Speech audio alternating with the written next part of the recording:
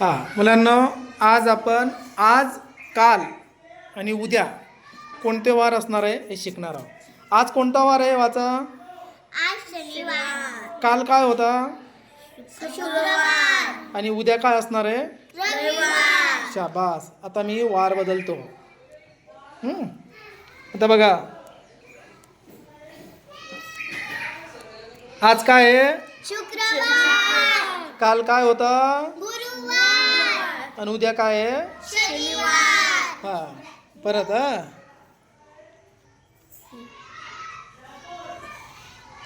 आज काय आहे? बुधवार। आज आज आज गुरुवार। काल काय होता? बुधवार। उद्या काय असणार आहे? शुक्रवार। काल मापन परत आपण अजून एक घेऊ। आज काय आहे? बुधवार। तर उद्या काल काय असणार? काल काय होता? मंगळवार। आणि उद्या काय असणार आहे? गुरुवार। अशा प्रकारे तुम्ही आज काल आणि उद्या या साहित्याद्वारे शिकू शकता किंवा खेळू शकता। समजलं?